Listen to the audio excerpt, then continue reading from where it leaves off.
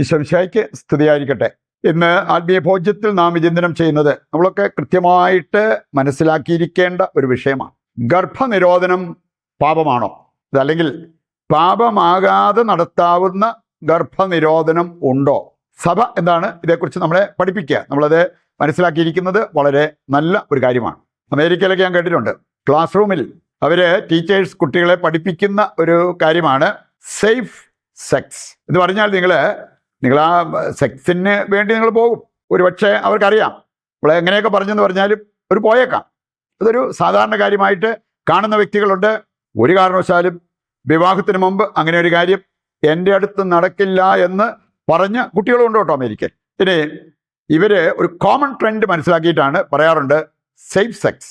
Safe sex എന്ന് പറഞ്ഞാൽ നിങ്ങൾ സെക്സിന് പോയാലും കോണ്ടംസ് ഉപയോഗിക്കുക. ഇനി അതല്ലെങ്കിൽ പിന്നീട് ചിലപ്പോൾ അവള് ഗർഭിണിയായി കഴിഞ്ഞാൽ പിന്നെ അതിൻ്റെ പുറകെ പോകണം. വേണേ ഗർഭം അലസിപ്പിക്കാൻ, അബോർഷൻ, അങ്ങനെയുള്ള കാര്യങ്ങൾക്കൊക്കെ പോകണം. അങ്ങനെയുള്ള കാര്യങ്ങൾ ഒഴിവാക്കാനും വേണമെങ്കിൽ വല്ല രോഗങ്ങൾ വരാതിരിക്കാൻ വേണ്ടിയൊക്കെ ഇൻസ്ട്രക്റ്റ് ചെയ്യുന്ന ഒരു കാര്യമാണ് സേഫ് സെക്സ്. സുരക്ഷിതമായ രീതിയിൽ ലൈംഗിക സുഖാസ്വാദനം അതിലേക്ക് പോവുക. ഇതിന് അമേരിക്കയ്ക്ക് പോവുക. ഇവിടെ നാട്ടിൽ തന്നെ ചില സംഭവങ്ങൾ കേട്ടിട്ടുണ്ട്. ഈ ഹാങ് ഔട്ടിന് ഉള്ള സ്ഥലങ്ങൾ ഇഷ്ടംപോലെയുണ്ട്. ഹാങ് ഔട്ട്, ഇനി അവർക്ക് അവിടെ ആണുങ്ങൾക്കും പെണ്ണുങ്ങൾക്ക്, യുവാക്കൾക്ക്, യുവജനങ്ങൾക്ക് അവിടെ വരാം. ആർക്ക് വേണേലും വരാം. ഇനി അവിടെ വരുമ്പോൾ ഭക്ഷണം കഴിക്കാം, അങ്ങനെയുള്ള സംസാരിച്ചിരിക്കാം. Hang out. ഞാൻ കൂടെ ഒരാൾ സൂചിപ്പിച്ച ഒരു കാര്യം, ഇങ്ങനെ വരുന്ന ചിലരുടെയൊക്കെ പേഴ്സ് തുറന്നു നോക്കിയാൽ ഇഷ്ടംപോലെ കോണ്ടംസ് അതിനകത്തുണ്ട്. പല ടൈപ്പ്, പല വെറൈറ്റി കോണ്ടംസ് എന്ന് പറഞ്ഞാൽ അത് അവർ സൂക്ഷിച്ചു വെച്ചിരിക്കുന്നത് എന്തിനു വേണ്ടിയാണെന്ന് അറിയാമല്ലോ. ഇങ്ങനെ ഒരു നീഡ് വന്നു കഴിഞ്ഞാൽ അതുകൊണ്ടാണ് ചിലർ കൃത്യമായിട്ട് പറയുന്ന ഒരു കാര്യം, കോണ്ടം ഉപയോഗിക്കുക എന്നുള്ളത് നിർബന്ധമാണ്. ലൈംഗിക സുഖാസ്വാദനം നടത്താം, അതിനുള്ള പേയ്മെന്റ് കിട്ടിയാൽ മതി. പക്ഷെ കോണ്ടം ഉപയോഗിച്ചിരിക്കണം.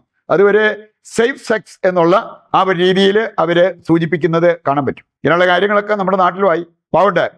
ഗർഭനിരോധനം എന്തുകൊണ്ടാണ് അത് പാപമെന്ന് വചനം പഠിപ്പിക്കുക, സഭ പഠിപ്പിക്കുക, അങ്ങനെയുള്ള കാര്യങ്ങൾ നമ്മൾ മനസ്സിലാക്കിയിരിക്കുന്നത് വളരെ നല്ലതാണ്. ആദ്യമായിട്ട് നമ്മൾ തിരിച്ചറിയേണ്ട ഒരു കാര്യം, അബോർഷൻ എന്ന് പറയുന്നത് ഒരു ക്രൂരതയാണ്. ഇനി അങ്ങനെയെങ്കിൽ കോൺട്രാസെപ്ഷൻ, ഈ ഗർഭനിരോധനം, കൃത്രിമ ഗർഭനിരോധനം, അതൊരു സ്വാർത്ഥതയായിട്ട് കാണാൻ പറ്റും. അബോർഷൻ ഒരു ക്രൂരത, ഇത് നമ്മൾ കാണുന്നുണ്ട്. ജ്ഞാനത്തിന്റെ പുസ്തകം 12-ാം അധ്യായം 6 മുതൽ വായിക്കുമ്പോൾ, നിസ്സഹായരായ കുഞ്ഞുങ്ങളെ വധിച്ച മാതാപിതാക്കൾക്ക് കിട്ടിയ ശിക്ഷയെക്കുറിച്ചൊക്കെ. ക്രൂരമായ ഒരു കാര്യം, ഡയറക്റ്റ് കില്ലിംഗ് ആണ് അബോർഷനിൽ സംഭവിക്കുക. അതുകൊണ്ടാണ് ക്രൂരമായ ഒരു കാര്യമാണ്, ക്രൂരതയാണ് എന്നുള്ളത് വചനം പഠിപ്പിക്കുന്നു. മാത്രമല്ല സഭ കൃത്യമായിട്ട് നമ്മെ ഓർമ്മിപ്പിക്കുന്ന ഒരു കാര്യം. വേണമെങ്കിൽ കോൺട്രാസെപ്ഷനെ സ്വാർത്ഥത എന്ന് കാണാൻ പറ്റും. സംയോഗം എപ്പോഴും അതിൽ നിന്നും ഫലമുണ്ടാകണം എന്നതുമായി ബന്ധപ്പെട്ട് കിടക്കുന്ന ഒരു കാര്യമാണ്. എന്ന് പറഞ്ഞാൽ ഗർഭധാരണം അതിനെ തടയാൻ വേണ്ടിയാണ്. തടയുന്ന എന്തിനു വേണ്ടിയാ? അവനവൻ്റെ സ്വാർത്ഥപരമായിട്ടുള്ള ലക്ഷ്യം ഉള്ളത് കൊണ്ട്. അതുകൊണ്ടാണ് സ്വാർത്ഥപരമായിട്ടുള്ള ലക്ഷ്യമാണ് ഇതിനെ തടസ്സപ്പെടുത്താനായിട്ട് അവരെ പ്രേരിപ്പിക്കുക. ഈ സമയത്ത് എങ്ങാനും ഗർഭിണിയായി കഴിഞ്ഞാൽ, അല്ലെ കല്യാണത്തിന് മുമ്പെങ്ങാനും ഗർഭിണിയായി കഴിഞ്ഞാൽ അതെല്ലാം വലിയ പ്രശ്നങ്ങളുണ്ടാക്കും. അതുകൊണ്ടാണ് കോണ്ടംസ് ഉപയോഗിച്ചാണേലും ഗർഭധാരണം തടയാറുള്ളത് എന്ന് നമുക്ക് മനസ്സിലാക്കാൻ പറ്റും. ഇവിടെ രണ്ട് കാര്യങ്ങൾ, അബോർഷൻ ഒരു ക്രൂരതയായിട്ടും അതുപോലെ തന്നെ ഈ കോൺട്രാസെപ്ഷൻ ഒരു സ്വാർത്ഥതയായിട്ടും വേണമെങ്കിൽ നമുക്ക് കാണാൻ പറ്റും. നമ്മൾ കാണുന്നുണ്ട് ഈ ഗർഭനിരോധനം എന്തുകൊണ്ടാണ് അതിനകത്ത് സ്വാർത്ഥതയുണ്ട്. ആ സ്വാർത്ഥപരമായിട്ടുള്ള നീക്കം മൂലം സംഭവിക്കാവുന്ന കാര്യം, ദമ്പതികളുടെ ഇടയിൽ ഒരാത്മസമർപ്പണം അവിടെ വരുന്നില്ല. മക്കളുണ്ടായാൽ ആ മക്കളെ നോക്കാനുള്ള ഒരാത്മസമർപ്പണം അത് ഇല്ലാത്തത് കൊണ്ടാണ് ഇങ്ങനെ ഒരു കാര്യത്തിലേക്ക് പോവുക. യാക്കോബ് 3:16 വായിച്ചാൽ അവിടെ പറഞ്ഞിട്ടുണ്ട്, എവിടെ സ്വാർത്ഥമോഹങ്ങളുണ്ടോ അവിടെ എല്ലാവിധ ദുഷ്കർമ്മങ്ങൾ, ക്രമക്കേടുകളും മുളയെടുക്കും. ഇന്ന് ചില കാണാൻ സാധിക്കും, കല്യാണം കഴിക്കാൻ റെഡിയാ, പക്ഷെ നേരത്തെ തന്നെ ഒരു ധാരണ, കുട്ടികൾ വേണ്ട, മക്കളുണ്ടാകാതെ നമുക്ക് കല്യാണം കഴിക്കാം, സെക്സ് അത് ആസ്വദിക്കാം, ആ സുഖം അത് അവർക്ക് ഇഷ്ടമാണ്. പക്ഷേ ഒരർപ്പണബോധമില്ലാതെ കണ്ട് അതിലേക്ക് പോകുന്ന വ്യക്തികൾ. സഭ പഠിപ്പിക്കുന്ന ഒരു കാര്യമുണ്ട്, കുഞ്ഞ് വേണ്ട എന്നത് ലക്ഷ്യമായിട്ടോ മാർഗമായിട്ടോ നമുക്ക് സ്വീകരിക്കാം. ലക്ഷ്യമായിട്ടെന്ന് പറഞ്ഞാൽ നേരത്തെ തന്നെ അവർ തീരുമാനിച്ചു വിവാഹം കഴിക്കാം, മക്കൾ വേണ്ട, അവരുടെ ലക്ഷ്യം. ഇനി മാർഗമായിട്ട് സ്വീകരിക്കുക എന്ന് പറഞ്ഞാൽ കൃത്രിമ ഗർഭനിരോധന മാർഗങ്ങൾ ഉപയോഗിക്കുന്നതിനെയാണ് അവിടെ സൂചിപ്പിച്ചിരിക്കുന്നത്. രണ്ടാമതായിട്ട് നമ്മൾ മനസ്സിലാക്കിയിരിക്കണം, ഒരു ഗർഭനിരോധന മാർഗം അനുവദനീയമാണ്. അതിനാണ് NFP എന്ന് പറയും, നാച്ചുറൽ ഫാമിലി പ്ലാനിങ്. അതേക്കുറിച്ച് മനസ്സിലാക്കിയിട്ടുള്ളവർ ഇല്ലെങ്കിൽ ഗൂഗിൾ ചെയ്താൽ മനസ്സിലാക്കാൻ പറ്റും. അപ്പം അതുകൊണ്ട് ഫെർട്ടൈൽ പീരീഡ് ഒഴിവാക്കിക്കൊണ്ട് ശാരീരിക ബന്ധം, ദാമ്പത്യധർമ്മം പുലർത്തുന്നത്. ഈ ഫെർട്ടൈൽ പീരീഡിൽ ദാമ്പത്യധർമ്മം പുലർത്തിയാൽ ഗർഭധാരണം ഉണ്ടാകും. ഇനി അത് ഉണ്ടാകാതിരിക്കണമെങ്കിൽ കൃത്രിമ ഗർഭനിരോധന മാർഗം ഉപയോഗിക്കണം എന്നുള്ളതാണ് സഭ നമ്മെ ഓർമ്മിപ്പിക്കുക. രണ്ട് കാര്യങ്ങൾ സഭ കൃത്യമായിട്ട് പഠിപ്പിക്കുന്നുണ്ട്. ഈ വിവാഹിതർക്ക് പോലും അവർക്ക് പോലും നൽകപ്പെട്ടിരിക്കുന്ന ഒരു നിർദ്ദേശമാണ്. ഒന്ന്, സെക്സ് വിതിൻ ദ മാരേജ്. ഈ ലൈംഗിക സുഖാസ്വാദനം അത് വിവാഹത്തിൽ വരേണ്ട ഒരു കാര്യമാണ്, വിവാഹിതരുടെ ഇടയിൽ സംഭവിക്കേണ്ട ഒരു കാര്യമാണ്. കല്യാണം ഉറപ്പിച്ചാൽ പോലും അതിനൊരു അവകാശമില്ല എന്നുള്ളത് നാം തിരിച്ചറിയണം. രണ്ടാമത്തെ ഒരു കാര്യം, couple should be open to the gift of children. ദൈവം നൽകുന്നതാണ് മക്കള്. ആ മക്കളെ സ്വീകരിക്കാനുള്ള ഒരു ഓപ്പൺനെസ്, ഒരു മനസ്സിന്റെ തുറവി ദമ്പതിമാർക്കുണ്ടാകണം. ഇത് ദമ്പതിമാര് പോലും ഓർത്തിരിക്കേണ്ട ഒരു കാര്യമായിട്ട് സഭ നമ്മെ പഠിപ്പിക്കുന്ന ഒരു കാര്യമാണ്. മൂന്നാമതായിട്ട് നമ്മൾ അറിഞ്ഞിരിക്കേണ്ട ഒരു കാര്യമുണ്ട്. ഒരു കുഞ്ഞ് എന്ന് പറയുന്നത് ദമ്പതിമാരുടെ അവകാശമൊന്നും അല്ല, ദൈവത്തിന്റെ ദാനമാണ്. ദമ്പതിമാരുടെ അവകാശമല്ല.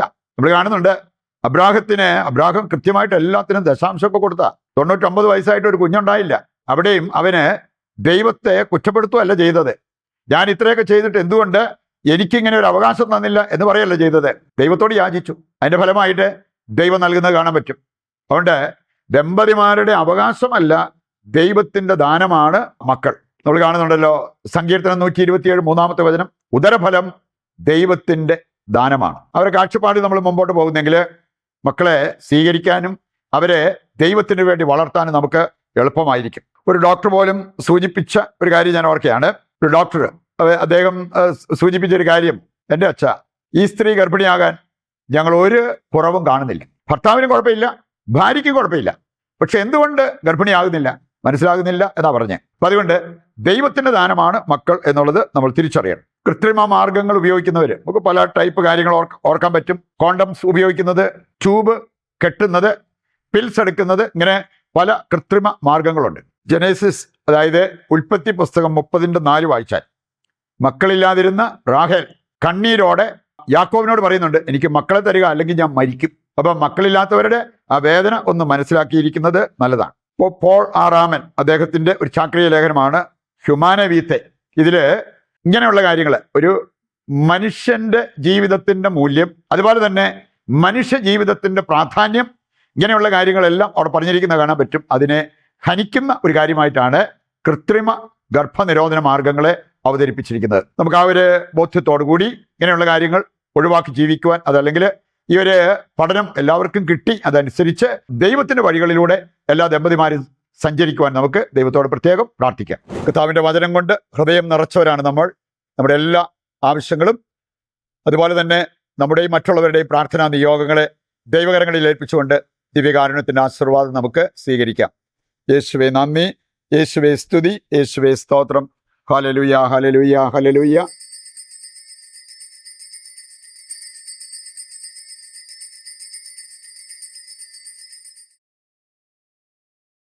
പരിശുദ്ധ പരമ ദിവ്യകാരുണ്യത്തിന് എന്നേരവും ആരാധനയും സ്തുതിയും പുകഴ്ചയും ഉണ്ടായിരിക്കട്ടെ. മറ്റൊരു എപ്പിസോഡുമായി നാളെ വീണ്ടും നമുക്ക് ഒന്നിക്കാം. ദൈവം നിങ്ങളെ സമൃദ്ധമായി അനുഗ്രഹിക്കട്ടെ.